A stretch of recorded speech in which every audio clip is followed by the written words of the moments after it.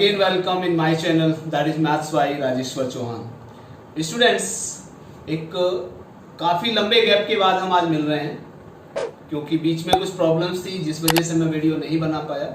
तो आज हम स्टार्ट करेंगे। जैसा कि आपने लास्ट वीडियो में हम डिस्कस किया था, टेंजेंट एंड नॉर्मल्स की हम 2 वीडियो बना चुके थे। पहली वीडियो में मैंने डिस्कस किया था about the slope of the tangent, slope of the normal और point of contact. Clear? How can you find out the point of contact, slope of the tangent and slope of the normal. दूसरी video में हमने बात की थी about the equation of tangent and equation of normal under given conditions. In this video, we will discuss about the topic tangent and normals part 3 में discuss करेंगे हम angle of intersection of to curves and next point is orthogonal curves. Orthogonal curves का मतलब होता है perpendicular curves, जो दो curve एक दूसरे को 90 डिग्री पर इंटरसेक्ट करेंगे तो they are called the orthogonal curves. तो इन 2 पॉइंट्स के बारे में हम आज डिस्कस करेंगे। तो without any delay let's start the topic. Okay, let us suppose the angle of intersection of two curves. This is the first topic. The angle of intersection of two curves is defined to be the angle between the tangent to the two curves at their point of intersection. It means if we have to find out the angle between two curves, let us suppose the curve, these are the two curves intersect at point P. Two curves intersect at point P. Let us suppose there are two curves C1 and C2 whose equations are y equal to fx and y equal to gx. It means y equal to fx and y equal to gx are two given curves. Clear? And they intersect each other at point P, where the angle, it means जो हमारा दोनों curve का angle होगा, दोनों curve के intersection पर जो curve का एंगल होगा वो दोनों के टेंजेंट का कर्व होगा, एंगल होगा, ये ध्यान रखिएगा। It means angle between two curves is equal to angle between the tangent to their curves. Is it clear? तो let us suppose at C1 this is the tangent which makes angle α1 with positive direction of x axis, and with C2 curve the tangent to this curve make angle α2 with the positive direction of x axis, and the angle between their tangent is theta. Clearly α1 is the exterior angle of this triangle. Let us suppose this is A, B and C, P. तो ABP का exterior angle हो गया α1। तो it means यहां से आएगा α1 equal to कितना, α2 plus theta, because exterior angle is the sum of interior opposite angle. Clear? So theta is equal to α1 minus α2. Clear? यानी जो एंगल होगा दोनों के बीच का, दोनों कर्व के यानी दोनों टेंजेंट के बीच का जो एंगल होगा वो थीटा इक्वल टू α1 माइनस α2 होगा। अब α1 क्या है, यानी α1 है आपका कितना, इसका स्लोप अगर मैं m1 मान लूं तो m1 इक्वल टू कितना आएगा, m1 equal to dy by dx at p। It means C1 ले लेते हैं, C1 कर्व है। क्लियर? और m2 क्या होगा, m2 होगा आपका dy by dx at C2। C1 curve पर जो टेंजेंट होगा वो dy by dx हमने m1 मान लिया, और C2 कर्व पर जो टेंजेंट होगा उसका स्लोप हमने m2 मान लिया। Is it clear? तो you are given y equal to fx at C1 यानी C1 की इक्वेशन है, और y equal to gx ये किसकी है, C2 की इक्वेशन है। Clear? y equal to fx और y equal to gx। Clear? 4 ये C1 कर्व है और 4 ये C2 कर्व है। तो first of all we have to find out the angle theta. tan theta equal to what, अगर हम दोनों तरफ tan ले लें तो that is tan α1 minus α2। It means this is the angle between this were two curve, तो tan a minus b यानी tan α1 minus tan alpha 2 upon 1 plus tan alpha 1 into tan alpha 2. This is the angle tan theta. You have already learnt about this topic in 11th class in chapter straight line. 10वें chapter में आप पढ़ चुके हो already, इसको आप पढ़ चुके हैं. यहाँ पे m2 minus m1 upon 1 plus m1 m2 या m1 minus m2 upon 1 plus m1 m2. और याद रखिए कि ये जो एंगल आता है वो मॉड में आता है. मॉड में क्यों आता है? क्योंकि जो दोनों एंगल का, दोनों के बीच का एंगल होता है वो दो एंगल आते हैं. एक एंगल ये हो गया, एक एंगल ये हो जाएगा, दोनों लाइन कर्व के बीच का. तो इसलिए मॉड लेते हैं. एक एक्यूट एंगल होता है, एक ऑब्ट्यूस एंगल होता है. तो हम एक्यूट एंगल ही यहाँ पे मेनली यूज करते हैं, ये ध्यान रखिएगा. क्लियर? तो tan थीटा हमारा ये आ गया. अगर हम मॉड ना भी लगाएं तो भी चलेगा. अब tan अल्फा 1 क्या है? m1 इक्वल टू हो गया आपका कितना?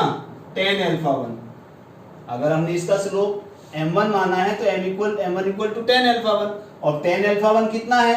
That is dy by dx at c1.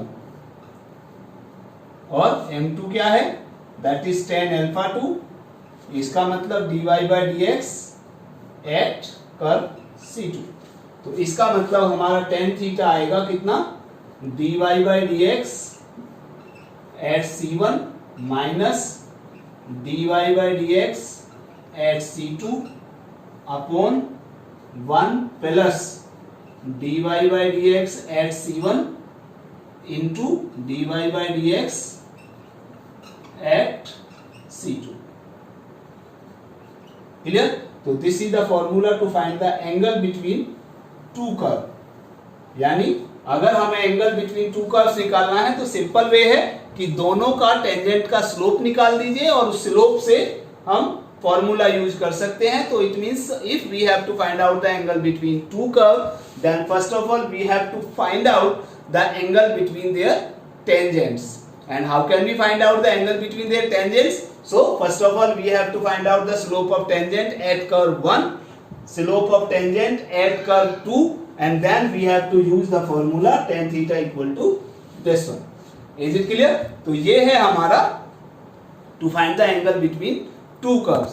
दूसरा जो टॉपिक हमारा आता है वो आता है हमारा, आपको मैंने बताया था, ऑर्थोगोनल कर्व. Orthogonal curve. अब ये ऑर्थोगोनल कर्व क्या है? ऑर्थोगोनल कर्व का मतलब है if angle between two curves cut at right angle.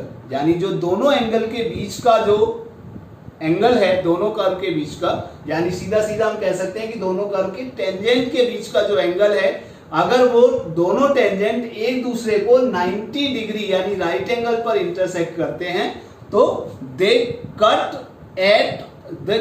cut each other orthogonally और the curves are called the orthogonal curve. Clear? यानी सीधा सीधा अगर उन दोनों के कर्व के बीच का एंगल 90 डिग्री आ जाए तो it means they are orthogonal curves. Get it? Let us take some examples. Okay. Find the angle find the angle of intersection of the curves xy equal to 6 and x square y equal to 12. It means we have to find out the angle between these two curves. The equation of first curve is xy equal to 6 and the equation of second curve is x square y equal to 12. First of all, we have to find out the point of intersection. At which point these two curves intersect each other. यानी ये दोनों curve एक दूसरे को किस point पर intersect करते हैं. तो लेट फ्रॉम इक्वेशन 1 से अगर हम लें तो यहां से हमारा आ जाएगा y इक्वल टू 6/x और y की ये वैल्यू हम सेकेंड इक्वेशन में पुट कर देंगे. It means putting the value of y इन 1 से तो फाइंड आउट की थी, इसको थर्ड मान सकते हो. तो कितना आएगा? एक्स स्क्वायर इंटू वाई की वैल्यू कितनी आ गई? 6/x equal to 12. एक x कैंसिल हो जाएगा तो यानी 6x equal to 12. It means 6 2 12 so x equal to 2 और x की वैल्यू अगर हम यहां पुट कर दें तो y इक्वल टू आ जाएगा 6/2 दैट इज, तो y इक्वल टू हमारा आ गया 3. So the curve intersect each other at point, इस पॉइंट पर इंटरसेक्ट करते हैं 2,3, यानी ये दोनों कर्व एक दूसरे को 2,3 पर इंटरसेक्ट करते हैं। Clear? Now differentiating 1 we get कितना आएगा, x into D Y by D x plus y into x का डिफरेंशिएशन 1 इक्वल टू 6 का डिफरेंशिएशन 0। तो dy by D x equal to आ जाएगा minus y by x. It means now dy by D x, अब यहाँ पे देखिए हमारा dy बाई डी एक्स इसका आ गया। अब दूसरा भी अगर ले हम डिफरेंशिएटिंग 2 कितना आएगा, 2x into y as it is plus x square into y का differentiation dy by D x equal to 0। So here dy by D x is equal to minus 2xy upon x square, एक x cancel हो जाएगा, it means minus 2y upon x. Clear? Now अगर हम इसका slope m1 मान लेते हैं at dy by D x at point is what 2,3, तो this is equal to minus 3 upon 2। Now m2 इसका स्लोप मान लेते हैं, तो it means dy by D x at 2,3 that is equal to minus 2 into 3 upon 2 से 2 cancel आ गया, तो that is equal to minus 3। तो हमारा स्लोप पहले कर्व का टेंजेंट का कितना आया, माइनस 3/2, और दूसरे कर्व का कितना स्लोप आया, minus 3। Clear? Now tan theta, it means angle between these two curves is, formula क्या बताया था, m1 minus m2 upon 1 plus m1 into m2। Clear? तो m1 की वैल्यू कितनी है, माइनस 3/2, माइनस m2 कितना है, minus 3, it means minus minus 3 upon 1 plus minus 3/2 into minus 3। Clear? LCM कितना आएगा, एलसीएम आएगा दोनों का 2, कैंसिल हो जाएगा, तो ये आ गया आपका माइनस 3 और माइनस माइनस प्लस 3 2 जा 6 अपॉन, इसका भी एलसीएम आएगा 2, तो 2 और माइनस माइनस हो गया प्लस कितना, 3 3 जा 9, तो कितना आया, दैट इज 3 अपॉन 11। तो it means tan theta equal to हमारा आया कितना, 3/11। तो it means theta equal to आ गया हमारा tan inverse 3/11। This is the angle between these two curves. Clear? Okay, second example is show that the curves x equal to y square and xy equal to k cut at right angles if 8k square equal to 1. It means हमें ये prove करना है कि ये दोनों curve अगर right angle पर intersect करते हैं तो 8k स्क्वायर इक्वल टू 1, या दूसरा है कि अगर ये दोनों कर्व दिए हुए हैं एक दूसरे को इंटरसेक्ट करते हैं और 8k स्क्वायर इक्वल टू 1 है, तो प्रूव करना है कि वो राइट एंगल पर इंटरसेक्ट करते हैं। दोनों में से कोई सा भी कर सकते हो। तो first of all we have to find out the point of intersection. Point of intersection कैसे निकालेंगे, मान लीजिए हम x की value put x equal to Y square in equation 2, यहां से x की वैल्यू ये हम यहां रख दें तो ये आ जाएगा y square into y equal to k. तो it means y cube equal to k, it means y equal to k to the power 1/3। अब y की वैल्यू अगर हम यहां रख दें तो x इक्वल टू k की पावर 2/3। तो पॉइंट कौन सा हमारा आ गया, पॉइंट हमारा हो गया k की power 2/3 and k whole power 1/3। तो this is the point of intersection. Now differentiating 1 we get कितना आएगा, x equal to Y square था तो 1 equal to 2y into D Y by D X. It means dy by D x is equal to 1/2y. Now second is differentiating 2, we get कितना x into dy by dx plus y into x का differentiation 1 equal to k constant differentiation 0. It means dy by dx is equal to minus y upon x. अब हमारा point of intersection क्या दिया था, ये दिया था. तो इसका मतलब अगर हम यहाँ इसका स्लोप m1 मान ले at dy by dx at k 2/3 1/3 is equal to 1/2k whole power 1/3. And similarly m2 equal to dy by dx at k whole power 2/3 and 1/3 is equal to minus k whole power 1/3 upon k whole power 2/3. So it means this is equal to minus 1 upon k whole power 1/3. So this is the value of m2 and this is the value of m1. Clear? Now since curve 1 and 2 intersect at right angle, so m1 m2 दोनों का slope का product -1. You have already learn about this topic in 11th class. Topic straight line. m1 is 1/2k की power whole 1/3 into m2 minus 1/k whole power 1/3 is equal to -1. Minus से minus cancel हो जाएगा, cross multiply कर दीजिए तो कितना आएगा 2k की power 1/3 plus 1/3 that is 2/3 equal to 1 on cube कर दीजिए दोनों तरफ. तो 2k 2/3 whole cube is equal to 1 whole power 1/3 is equal to 2 whole power 3 is 8.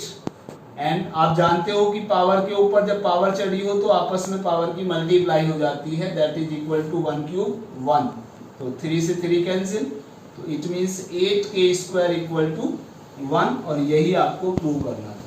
Clear? Next example is prove that the two curves y² equal to 4x and x² equal to 4y intersect each other at origin. Intersect each other at origin orthogonally.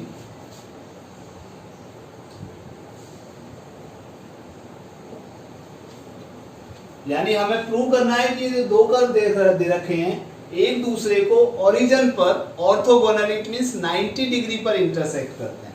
It means origin पर ये दोनों curve orthogonal curve होंगे. Clear? तो to curves दे रखे हैं equation, point आपको already दे रखा है एट ओरिजिन, इट मींस 0 0. तो दोनों का dy by dx निकालिए. Differentiating 1 2y dy by dx is equal to 4. It means dy by dx is equal to कितना 4/2y. 2 2 जा 4 that is 2/y. Similarly differentiating 2 we get 2x is equal to 4 into dy by dx. It means dy by dx is equal to 2x upon 4 that is equal to x by 2. किस point पर निकालना है? Origin पर. It means dy by dx at origin that is equal to 2/0 that is equal to infinite. और आप जानते हो कि किसी भी कर्व किसी भी टेंजेंट का अगर स्लोप इनफाइनाइट आ जाए तो इसका मतलब आपको पता है कि that is parallel to y axis. It means ये एंगल 90 डिग्री होगा पॉजिटिव डायरेक्शन से x एक्सिस से. तो m1 अगर मैं मान लेता हूं तो that is 1090 is equal to कितना हो जाएगा इनफाइनाइट. क्लियर? तो इसका मतलब the tangent is parallel to Y axis. Clear? Similarly यहाँ पे अगर मैं निकालता हूँ dy by D x at 0 0 that is equal to 0/2 equal to 0, और अगर स्लोप आपका 0 आ जाए तो this is parallel to x axis. आपको पता है कि एंगल कितना हुआ 0, तो m2 इक्वल टू आ गया हमारा tan 0 इक्वल टू 0। तो it means the tangent is parallel to x axis. ये एक्स एक्सिस के पैरेलल होगा। आप देखिए कर्व 1 पर जो टेंजेंट है वो वाई एक्सिस के पैरेलल है, उस पर जो टेंजेंट है वो एक्स एक्सिस के पैरेलल है। तो एक हुआ वाई एक्सिस के पैरेलल, दूसरा हुआ एक्स एक्सिस के पैरेलल, तो angle between these to tangent is 90 degree. So the given curve x square equal to 4y and y square equal to 4x intersect each other at origin orthogonally, यानी वो दोनों एक दूसरे को origin पर orthogonally, it means 90 degree पर intersect करेंगे। Clear student? ये था हमारा टॉपिक टेंजेंट एंड नॉर्मल्स का part 3। In next video we will discuss about the topic maxima and minima, and this is the most important topic related to the AOD। AOD का सबसे important topic है। तो मिलते हैं हमारी next video में, तब तक के लिए नमस्कार।